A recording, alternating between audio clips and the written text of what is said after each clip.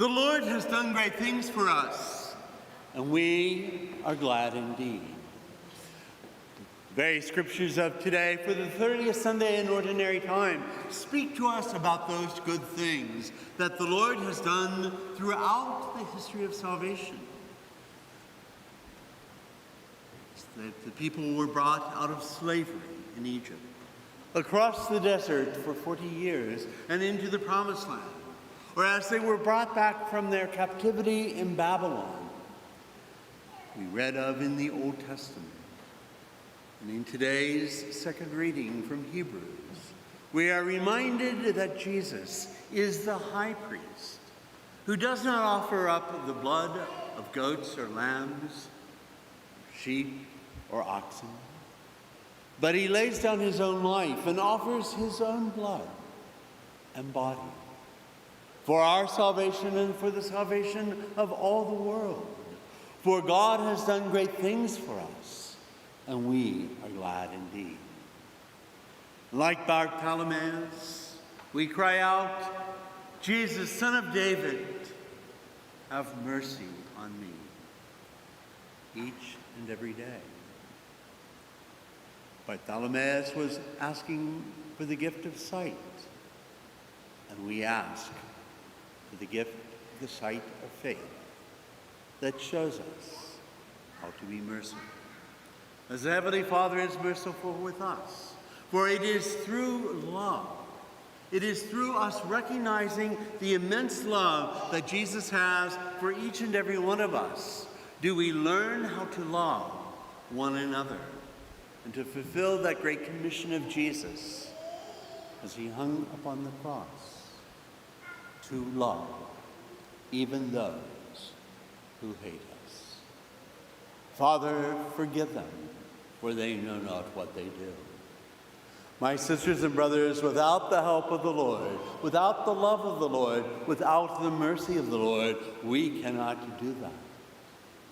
But we can reflect that as Christ touches our own hearts and our own lives in our journey of faith. And as we recognize that love, that immense love of God, we learn that we need God's mercy. So each and every day, we turn like Bartimaeus in today's gospel and ask for the Lord for mercy. So often we receive that mercy as if it was nothing. But when we pause to reflect upon God's mercy, we learn how to be merciful one with another.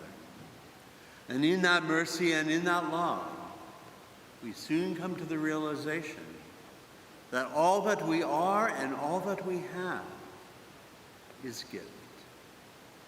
The gift of life, the gift of faith. That brings us here today to celebrate the Lord, to recognize God's mercy and God's love and God's blessings. And we learn how to share that love and that mercy and those blessings. Today I come to thank you for the many ways in which you have recognized that love and mercy and blessings. And you have shared those blessings and that love and that mercy with those whom we send to remote areas of our nation and even to the ends of the earth.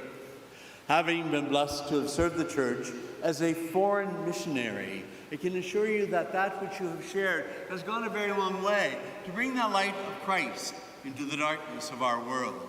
A world that in our own day seems to want to go further and further and further back into darkness.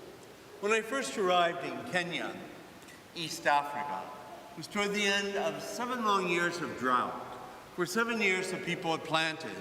Some rains had come, but never enough rain to be able to harvest. It was through your gift that we were able to provide food, beans and corn and rice, food to sustain life until the next harvest season. And for that gift, I thank you. In Kenya in those days, and in many parts of the world even today, there is no system of social security. The only assurance one has that one will be cared for in their advanced years is found in the hope of their children. But what if you have no children, or your children have preceded you in death, which is most likely? You have no one to turn to in your need, except to the local Catholic community. and it is through your love that those communities are able to help. I remember one woman, her name was Mwangi. Mwangi did not know how old she was, but she could remember events that occurred when she was quite a young girl. There were events of national importance, and so we guesstimated that Mwangi was in her 90s or even possibly 100 years of age. Now, when she was a young woman, shortly after she was married, she and her husband left the far northern part of Kenya and traveled all the way down to the far southern part of Kenya in search of work, in search of employment. They found jobs were on a colonial farm. Colonial days came and the colonial days went. The farm was divided up into small shambas, into small plots of land, and given to the workers. Mwangi and her husband worked that small plot of land, and they were able to make ends meet. Her husband preceded her in death. They had no children, but Mwangi every day continued to pick up her hoe, and to plant or weed or cultivate that small garden. So finally, she no longer had the strength to be able to pick up her hoe. She literally had no one to turn to in her need, except to the local Catholic community. And it was with your help that we were able to help, to provide her with food and clothing, fresh thatch for the roof of her hut, mud to repair its walls, a wool blanket to keep her warm at night. You know that in many parts of Africa, it gets cold at night. Not as cold as it gets here in northern Ohio with the lake winds off of Erie, but it gets cold. Our mission was at about 6,000 feet above sea level. Finally, when the time came, you provided her with a place of rest. Mwangi was not Catholic. She was not a Christian. But it was through your love, the local Catholic community was able to witness to the good news that Jesus Christ brings for all of creation by living out the corporal works of mercy, by feeding the hungry, clothing the naked, sheltering the homeless, and burying the dead. And for that, I sincerely thank you. It was through God's grace and those corporal works of mercy, Mwangi asked to be baptized on her deathbed. Today, at the invitation of your pastor and the support of your bishop, I come to beg for your continued help with the corporal works of mercy through the ministry of Cross Catholic Outreach. Now, this is the first time the Cross has visited your parish, has been invited to visit. Cross never takes up a collection when we come. But when in the pew, at the end of each pew, there is this brochure. If you are seated at the end of the pew and there are others in the pew, if you would kindly pick them up and pass them down and share them with others, I would appreciate it. The brochure will tell you just a little bit about the work of Cross Catholic Outreach. What is it that Cross Catholic Outreach does? Whatever the local Catholic community says is the most urgent of the needs. It might be a major water project, bring water in from miles and miles away and to pipe it into the village so that the children and the women don't have to walk to and from every day to bring the water that is needed for the family. It might be a food project or a new housing project or a new hospital, whatever is the most urgent of the needs. I volunteered to preach for Cross Catholic Outreach for 3 reasons. The first reason is the majority of the gifts that they give is at the parish level. It's where the rubber meets the road, isn't it? It is in our parishes. Yet I can tell you from my own mission experience, it is very often difficult to obtain the resources needed. And very often, meager resources can make major changes in people's lives. By working at the parish level, we are meeting the most urgent of the needs as presented by that local Catholic parish. We are therefore serving the poorest of the poor. By working at the parish level, they are able to use the leadership of that parish. By using that leadership, by many other means that Cross Catholic seeks out every day, they are able to keep down the cost. Keeping down the cost is the second reason that I volunteer to preach for Cross Catholic Outreach. If you open the brochure completely, you will find a pie graph. And from the pie graph, we learn that of all of the gifts that Cross Catholic receives, including gifts in kind, over 94.3% reaches its target in the missions. It leaves just over 6% for the general overall administration, to do fundraising, to make sure that the projects are completed in the missions, and to send priests to parishes throughout our nation to link our parishes with the needs of the parishes in the missions. And so often when we come in this time of drastic priest shortage in our country, we're able to celebrate all the Masses. So our pastors can be away for vacation, retreat, ongoing education, just to get out of Dodge for a couple of days. There is no collection today.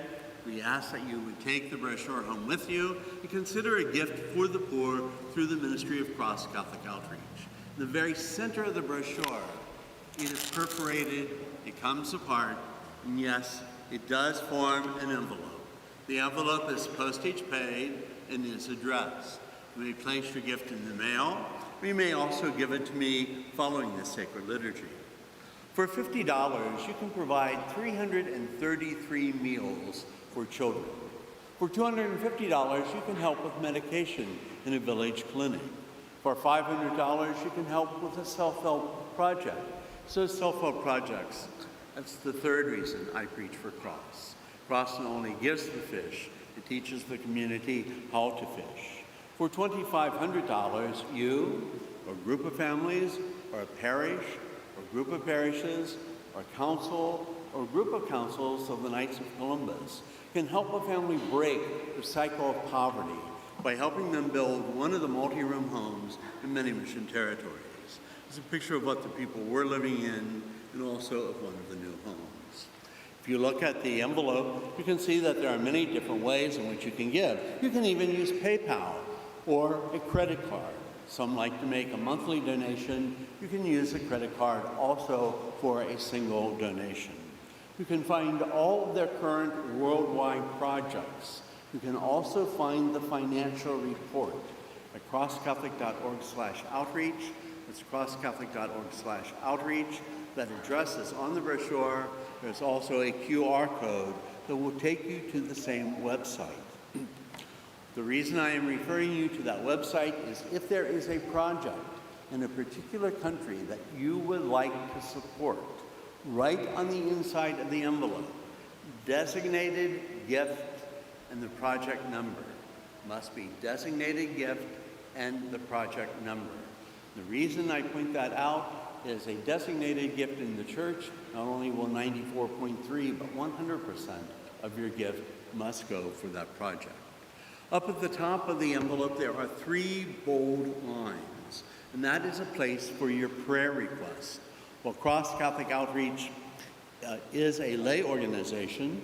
They begin every day in prayer, and on Tuesdays, it is an extended morning of prayer in which they offer your prayer requests. Now, one thing that is fairly important in our visits is the number of brochures that are returned go towards the credit of your parish if they wish one of our priests to come once again. Even if there is no donation in the envelope, but a prayer request, that envelope counts as a gift to Cross Catholic Outreach. So I would encourage you, I think we're all in need of prayer, I would encourage you to share with them your prayer requests. There is one final thing that I beg of you, and that is please, please continue to remember the missionaries and the suffering church in your daily prayer. All of the missionaries can tell us of the dangers and the challenges of the ministry. Some of us can tell you that we have been held at gunpoint for considerable lengths of time. And a few of us can also tell you that we have had friends martyred for no other reason than to bring that light of Christ into the darkness of the world. My sisters and brothers, we live in an extremely active time of martyrdom, more intense than even the first 4 centuries of the Church. Unless you have access to the Vatican News Service or foreign broadcast, you probably don't realize that. Just to give you a few examples, 24 months, 12 priests martyred in Mexico. Divine Mercy Sunday, a priest martyred in El Salvador by MS-13. Central Africa, 3 religious sisters martyred. 5 Catholic Christians, 3 lay people and 2 religious sisters, returning from the ordination of a new young priest, martyred in southern Sudan.